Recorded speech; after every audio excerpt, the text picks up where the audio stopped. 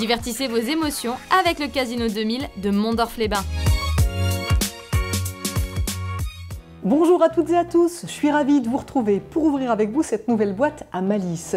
Une boîte à malice aujourd'hui entièrement dédiée aux livres, comme la semaine dernière, puisqu'une fois encore nous allons revenir sur le festival Le Livre à Metz qui a rencontré un franc succès, puisque vous avez été plus de 18 000 à y participer et à participer aux 80 événements qui ont marqué cette édition.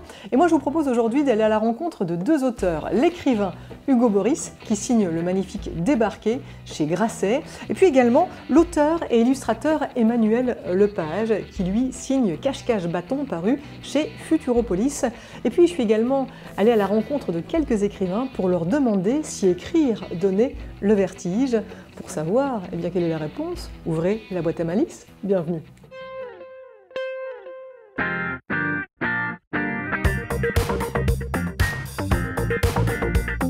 What is boss? What is a boîte à malice? What is boss? What is a boîte à malice?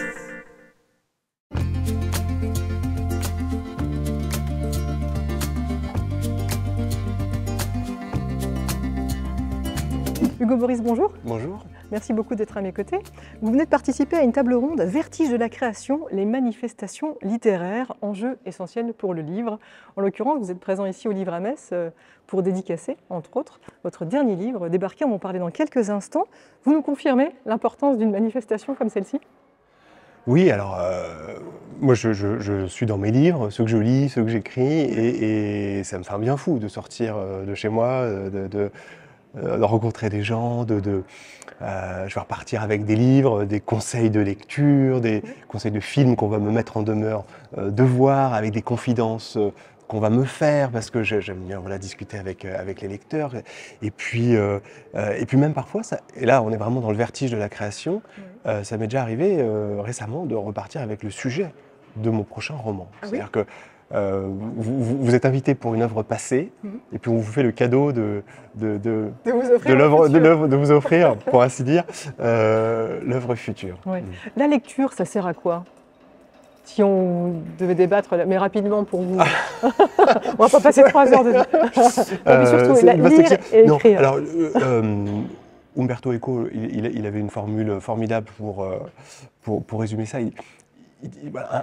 Un homme qui ne lit pas, à la fin de sa vie, il aura vécu 70 ans. Et une personne qui lit, elle, aura vécu 5000 ans. D'accord, donc c'est vraiment ça. Et vous, quand vous écrivez, vous ressentez ça aussi, le fait que ça vous nourrisse et que ça vous permette de vivre encore plus longtemps ? En tout cas, j'ai l'impression d'avoir plusieurs vies, oui, parce que je m'empare de sujets toujours très différents les uns des autres. Et c'est presque, par moments, je me demande si le livre n'est pas un prétexte à l'enquête, parce que j'adore ça en fait. Me retrouver pour mon premier roman, c'était rencontrer des sages-femmes, des pianistes, la délégation norvégienne. Mon deuxième roman, c'était Les Chasseurs. J'ai rencontré des astronautes pour Je n'ai pas dansé depuis longtemps, des policiers avec Police, alors moi qui était adapté au cinéma par Anne Fontaine, et puis là des guides des plages pour débarquer. Guide des plages du débarquement. C'est ça, parce que Débarqué est paru chez Grasset, et vous nous racontez l'histoire de Magali. Elle est guide sur les plages de Normandie. Son mari a disparu depuis quelques mois, donc autant dire qu'elle ne va pas très bien. Et il se trouve qu'elle doit accompagner un vétéran qui débarque du Connecticut. Donc c'est une espèce de rencontre improbable que vous nous proposez. Et j'ai l'impression qu'en toile de fond, vous avez eu envie d'évoquer la question de la perte, de la disparition, et puis aussi de la réparation. Ça s'est fait comment pour vous ? Il y avait quoi pour vous à la base ? Il y avait d'abord un vétéran qui, 70 ans après, revient sur la grande affaire de sa vie. Et vous savez, les vétérans américains sur les plages du débarquement, c'était tellement violent, tellement intrusif qu'ils appelaient leur mère. C'est-à-dire que, je crois que Andrew, mon personnage, revient 70 ans après. Il sent le souffle de la mort dans sa nuque. Il revient pour venir pour consoler cet enfant qu'il a laissé sur la plage. Oui. Il a laissé voilà, un enfant nu qui a froid et qui appelle sa mère, et il vient le consoler. Et puis la disparition aussi, parce qu'en effet, Magali, qui doit l'accueillir, qui est guide des plages, ça devrait être quasiment l'un des plus beaux jours de sa vie, parce que c'est extraordinaire. C'est unique pour un guide. Les guides, et quand ils vous en parlent, accueillir un vétéran, ça arrive 2-3 fois dans la carrière, comme ça. Enfin, avoir un accès personnel, parce que les vétérans, ils en croisent, mais ils sont cornaqués par 40 personnes à chaque fois. Mais là, avoir un accès comme ça, direct à un témoin. Et il arrive au pire moment pour elle, parce qu'elle est confrontée à ce qu'on appelle une disparition inquiétante. Son mari a disparu 9 mois auparavant. On ne sait pas ce qui s'est passé. Elle ne sait rien. Elle ne sait pas s'il est parti de son plein gré, ce qu'elle redoute terriblement. Elle ne sait pas s'il est mort, s'il s'est suicidé, s'il a eu un accident. Elle ne sait pas. Et ça m'a...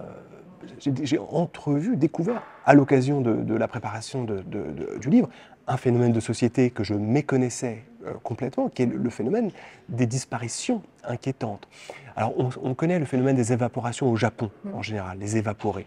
Mais en France, il existe aussi, et figurez-vous que c'est 12 000 personnes par an en France qui disparaissent. Qu'on retrouve, hein, c'est pas 12 000 personnes qui s'évanouissent complètement, mais dans la majorité des cas, c'est des disparitions volontaires. Et c'est terrible, terrible, terrible pour l'entourage. Bien sûr. Parce que je crois que c'est presque pire qu'un deuil. Parce qu'on ne sait pas ce qu'est devenue la personne, on ne sait pas où elle est, si elle est morte ou pas. On ne peut pas tourner la page. Ouais.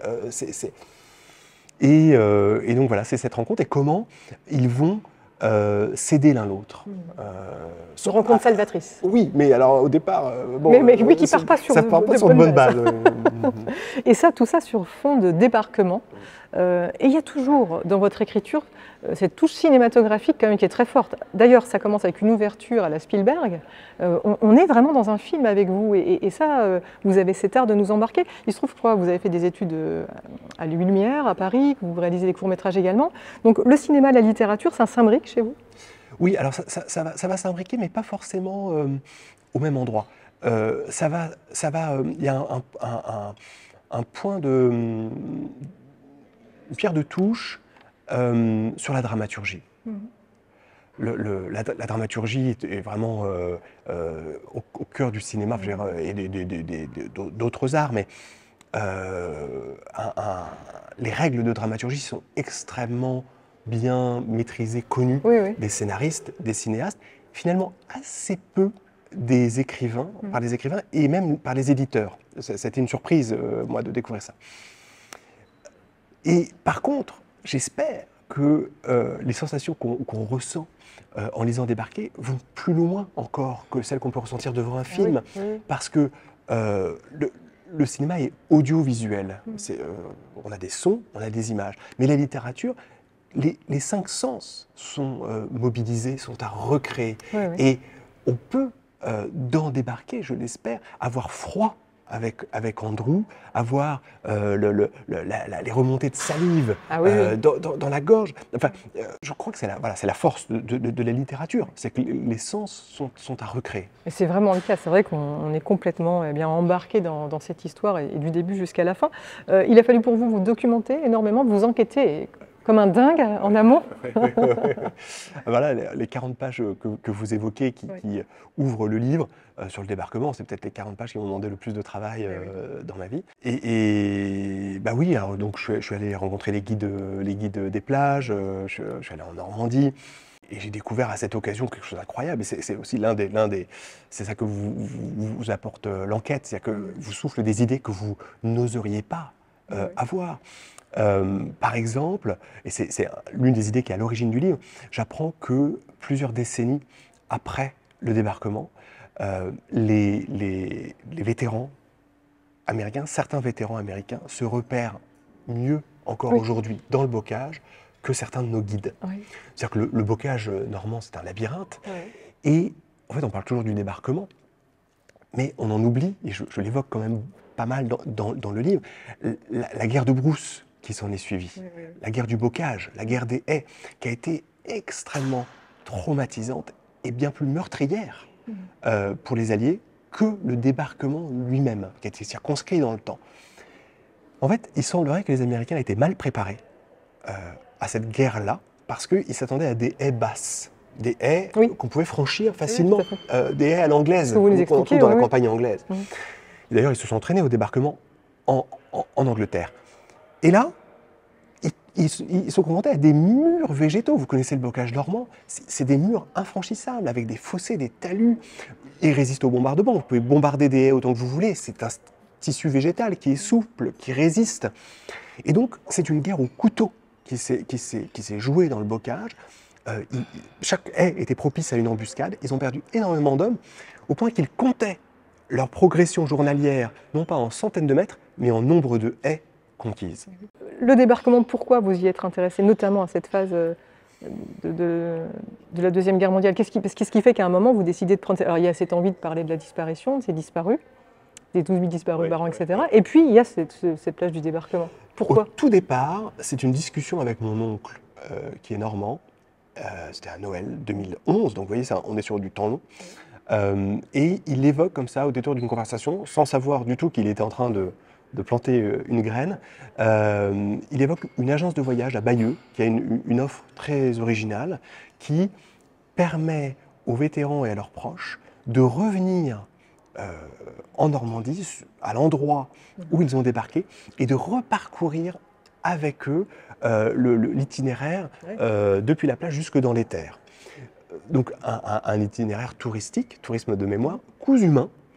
À partir du voilà, en fait, tout a été documenté. À partir de la compagnie d'origine, on sait retracer précisément ce chemin. Et j'ai trouvé que c'était un levier pour l'imagination extraordinaire. Parce que quand vous allez en Normandie, c'est magnifique la Normandie. Il y a une végétation luxuriante qui a tout digéré. Il n'y a pas grand-chose à voir quand vous allez en Normandie. C'est très beau, mais il y a quelques vestiges. Mais les plages du débarquement, il faut un effort d'imagination immense pour se rendre compte, pour réaliser ce qui s'est joué là. Omaha Beach, elle s'appelait avant la plage des Sables d'Or. C'est un amour de plage. Le sable est doré, vous avez les vagues qui frisent sur le rivage, les gens se baignent. Et il y a eu le débarquement. Donc vous avez besoin du récit, comme dans le bocage, du récit, du verbe, des guides, mais aussi des écrivains. Et c'est pour ça que je trouvais que c'était un sujet propice. Eh bien, merci beaucoup. Merci. Merci. Est-ce que ça vous donne le vertige d'écrire? Le vertige, pas vraiment, mais ça me donne vraiment de l'excitation, du plaisir. J'adore travailler mes textes de différentes manières, y revenir, les peaufiner, et voilà quoi. Et mesurant 2 mètres, heureusement, je n'ai pas souvent le vertige. Quand on se lance, finalement, on sait plus ou moins ce qu'on veut faire, parce qu'on y a réfléchi, etc. Mais c'est vrai que c'est en faisant qu'on découvre vraiment ce qu'on est en train de faire. Il y a tout un monde qui s'ouvre et une forme de vertige. Si on veut vraiment faire coller la thématique, on peut toujours. Mais plus que du vertige, c'est quelque chose qui demande d'être bien ancré, en fait, d'être dans quelque chose qui se fait avec le temps, qui se construit petit à petit, avec un travail de patience, en fait, et de revenir dessus chaque jour. Donc j'y vois plus d'ancrage solide que de vertige, en fait. Alors, est-ce que écrire, ça donne le vertige ou est-ce que ça guérit du vertige? C'est la question. Alors, moi, j'ai écrit un livre qui s'appelle Le Funambule, un funambule sur le sable, donc peut être question de vertige. Je pense que c'est plus une question d'équilibre que de vertige, l'écriture. Mais j'ai pas vraiment de réponse à cette question. Ce qui me donne le vertige, c'est de pas dessiner. Voilà, pour être honnête. C'est quand je dessine pas que j'ai le vertige. Quand je dessine, je me sens les pieds sur terre et j'ai l'impression que rien va m'arriver. Moi, je suis sujet au vertige, et grandement en plus. Donc, oui, écrire, c'est tenter une escalade. C'est s'attaquer à un sujet, ne pas savoir si on arrivera à grimper jusqu'en haut, et puis souvent jeter des coups d'œil en arrière en se disant, oula, ça commence à grimper sévèrement. En plus, mon dernier roman parle de sport, donc j'en sais quelque chose. Souvent, je me documente beaucoup sur un sujet. Quand j'ai amassé une masse de documentation, je me dis est-ce que je vais y arriver, est-ce que je vais réussir à raconter une histoire? Et ça, c'est vrai que c'est un peu vertigineux parfois. Est-ce que faire de la bande dessinée, ça donne le vertige? Oui, parce qu'on est très mal payé. Mais c'est un métier passion. Alors heureusement qu'on a l'amour des gens pour nous aider. Est-ce que ça donne le vertige de recevoir le prix Marguerite Puldemange? C'est un vertige de l'amour. C'est toujours le vertige de l'amour. Et est-ce que ça donne le vertige d'écrire? Ça donne le vertige aussi parfois, mais on se rattrape toujours. Emmanuel Lepage, bonjour. Bonjour. Merci de m'accorder cet entretien. Nous nous trouvons à la médiathèque Verlaine, à Metz. On y découvre ici les planches de votre dernier album, Cache-Cache Bâton, paru aux éditions Futuropolis. Vous venez tout juste de les découvrir. Qu'est-ce que vous avez ressenti? Pour moi, c'est assez étrange de voir les planches comme ça, encadrées sur un mur. Parce que, en général, elles sont plutôt, je les fais, donc je suis dans la narration, dans le rythme du récit. Après, elles sont dans les cartons à dessin, puis partent chez l'éditeur. Donc, évidemment, quand je les vois ainsi sur le mur, le dessin prend toute sa place. Le sens, en fait, des planches est différent, puisqu'elles se sont là comme des sortes de tableaux. Donc voilà, je les appréhende différemment, je regarde quelques détails. Voilà, en fait, je les redécouvre. En fait. C'est des pages que j'ai fait il y a maintenant 1 an pour la plupart de celles qui sont exposées ici. Donc je vois, tiens, j'ai fait ça comme ça. Est-ce que je serais encore capable de faire ceci ou cela? Ou est-ce que je le dessinerais de la même manière? Vous avez déjà plus de 30 ouvrages à votre actif. Celui-ci, Cache-Cache Bâton, c'est le plus intime, puisque vous y racontez finalement l'histoire de votre famille qui vivait en communauté. Et vous-même, vous avez donc grandi avec votre famille dans une communauté. Ça vous trottait dans la tête déjà depuis un petit moment? En fait, c'est un projet que j'ai depuis 30 ans maintenant. Mais je ne savais pas comment le faire. Donc, comme je vous disais à l'instant, j'ai changé aussi ma façon de travailler, de dessiner. En fait, le déclic, c'est quand certains des protagonistes en fait, de cette vie en communauté ont commencé à disparaître. J'ai senti qu'il y avait un sentiment d'urgence à réaliser ce livre parce que je voulais qu'il m'accompagne en fait, dans la création de ce récit, mener les interviews, mais aussi qu'il suive la progression du livre au fur et à mesure, et particulièrement mes parents. Oui, qui n'était pas trop chaud, comme on peut le voir dans la bande dessinée. Ils n'avaient pas forcément envie d'apparaître, mais bon, finalement... Bon, là, oui, c'est la première phrase du livre, c'est mon père qui me dit « Ton projet me donne des sueurs froides ». C'est ça. Et non, je voulais vraiment le faire avec eux, mais j'ai bien conscience que c'était beaucoup leur demander, puisque c'était d'une part revisiter leur propre histoire, des choses qu'ils avaient quand même relativement mal vécues. Puis là, soudain, elles remontaient à la surface. Et je pense qu'ils ont mené un grand travail sur eux-mêmes au cours de la réalisation, ça c'est clair, et ça je leur en sais reconnaissant et redevable.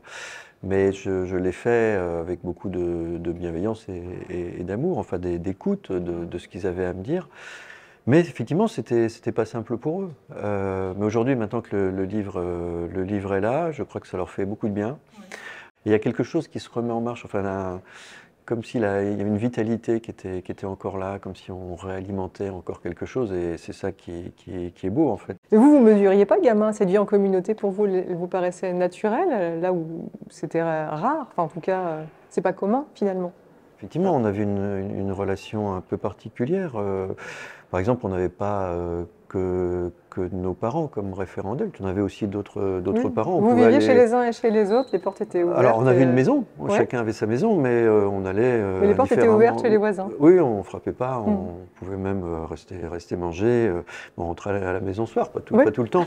Mais c'était ainsi, on avait ce sentiment d'une immense liberté. On était une quinzaine d'enfants, donc moi, je n'ai pas le souvenir, par exemple, des parents qui nous surveillent. On avait l'impression d'être dans la campagne, dans la nature tout le temps. Voilà, je pense que j'en ai davantage pris conscience une fois qu'on est parti, parce que je me suis rendu compte qu'il y avait d'autres façons de vivre que celle-ci. Et donc j'ai voulu raconter cette vie parce que c'est quelque chose qui m'a énormément marqué, enfin qui m'a fait, je dirais. Je dirais même dans mon désir de faire de la bande dessinée, je pense que ça vient de là. J'ai essayé, je pense, dans la bande dessinée, de retrouver en fait ces émotions. On était avec des adultes qui inventaient quelque chose. Il y avait une liberté de créer aussi énorme. Voilà, mais c'est parce que aussi on avait comme exemple des adultes, ça je pense qu'on le devinait, qui créaient quelque chose, qui créaient d'autres façons d'être ensemble, même si c'était pas obligatoirement conscient. Et donc nous, d'une certaine manière, on se sentait autorisés à créer aussi. Il y avait cette émulation. En fait, on voyait bien que c'était des gens qui étaient plus intelligents parce qu'ils étaient ensemble, des gens qui parlaient, qui discutaient. C'est cette parole en fait qui va, quand je vais commencer à travailler dessus, Alors il y a les interviews, mais aussi beaucoup de choses qu'ils ont écrites, des choses qu'ils ont enregistrées. Et ce qui va me frapper, c'est cette liberté de parole, des choses parfois dures qu'ils se disent entre eux, mais toujours avec beaucoup de bienveillance. Et c'est vrai que de parler de l'intime aussi, ça vous permet aussi de balayer l'histoire. Vous parlez de la chrétienté, puisque eh bien, elle est très présente dans cette communauté. On vogue en mai 68, etc. En fait, vous balayez aussi tout ce pan historique. Quand j'ai commencé à essayer de comprendre en fait pourquoi dès les années 60 ces couples décident d'imaginer une vie communautaire, j'ai tiré une pelote de ficelle que je ne m'attendais pas à tirer. Et cette dimension spirituelle de ce groupe ne m'avait pas effleuré. Il y avait des choses, des mots, des lieux, des gens dont j'avais entendu parler, mais je ne faisais pas le lien. Enfin, c'était dans l'histoire familiale, l'histoire de leurs amis. Mais quand j'ai essayé de comprendre en fait qu'est-ce que c'était, eh ben, j'ai commencé à tirer avec moi en fait l'histoire du catholicisme social, quoi, en fait. Et c'est vrai que c'est quelque chose qui a été oublié, en fait. C'est tout un pan du catholicisme qui s'est évanoui au profit d'un catholicisme plus conservateur, voire réactionnaire parfois. Et toute cette vague des jeunesses ouvrières chrétiennes, des prêtres ouvriers, de la jeunesse étudiante chrétienne, enfin, tout ça semble des acronymes qui ont un petit peu disparu aujourd'hui, mais qui ont formé pourtant énormément de gens dans ces années-là. Et effectivement, on peine à le croire, mais à un moment donné, l'Église catholique a été vraiment une force d'invention, de proposition, presque révolutionnaire. Et ben voilà, mes parents et leurs amis se sont inscrits en fait dans ce mouvement-là. Pour parler de votre dessin, puisque quand même là on a des planches magnifiques qui sont là, et vous avez travaillé aussi les teintes avec de la couleur pour certaines séquences, le noir et blanc quand on est vraiment finalement dans le présent. Vous avez peut-être finalement inversé le procédé, c'est-à-dire que d'habitude quand on se remémore on est plutôt dans le noir et blanc, vous avez fait un peu l'inverse. Comment est-ce que vous faites, comment vous travaillez en fait? Bon, alors pour l'histoire du noir et blanc et de la couleur, oui, effectivement, je trouvais ça amusant d'inverser la proposition. Voilà, le présent noir et blanc et le passé en couleur. Mais le souvenir que j'en ai, il n'est pas en noir et blanc, il est en couleur. Même des couleurs très vives. Bon, c'était un C'est-à-dire que le passé est plus heureux que le présent? Non, quand même. Non, je ne vais pas quand même dire les choses comme ça. Non, je n'ai aucune nostalgie, vraiment pas. Non, je vis au présent. Quand je fais des pages en couleur, c'est de l'aquarelle. En fait, c'est quelque chose que je travaille depuis plus de 25 ans maintenant. Je prends beaucoup de plaisir en fait à faire de l'aquarelle en bande dessinée. Je développe aussi parfois le noir et blanc dans d'autres livres. Et puis là, je mélange un petit peu les deux. En fait, c'est quelque chose depuis quelques années que je fais, surtout dans les bandes dessinées de reportages ou documentaires, de mélanger différentes techniques de dessin, mais toujours dans une idée narrative. Voilà, ça doit avoir du sens. Ça vous met dans quel état de dessiner? C'est apaisant? Je pense que je prends jamais autant de plaisir que lorsque je dessine. Je suis vraiment heureux quand je dessine. Ça me manque quand je dessine pas. Vraiment, enfin, physiquement, je pense que je deviens. Quand j'arrive pas à dessiner, je pense qu'à un moment donné, je finis par. C'est une manière de recharger les batteries aussi?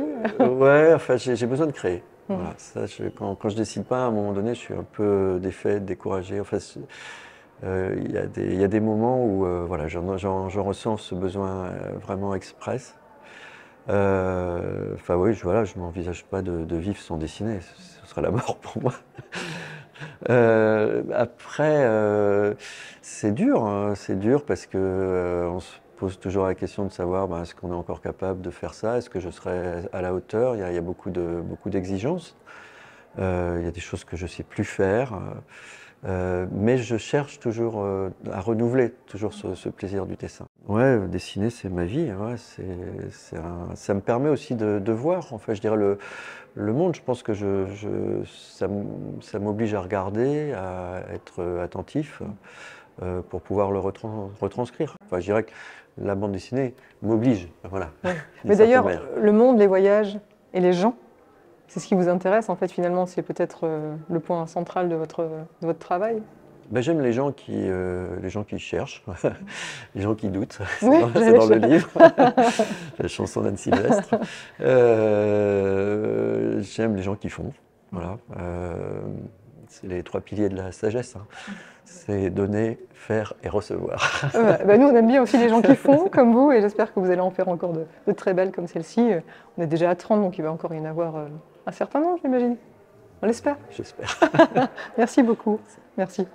Et c'est sur cette note d'espoir que se referme cette deuxième boîte à malice entièrement consacrée au livre à Metz. Rendez-vous en 2024 pour une nouvelle édition et la semaine prochaine pour une nouvelle émission dans laquelle il sera question cette fois du compositeur Florent Caron d'Arras ou encore de Passage Transfestival. À très vite.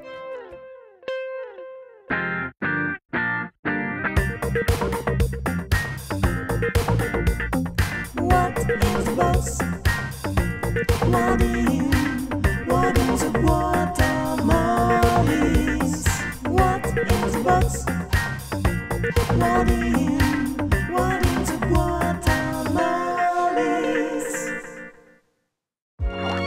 Divertissez vos émotions avec le Casino 2000 de Mondorf-les-Bains.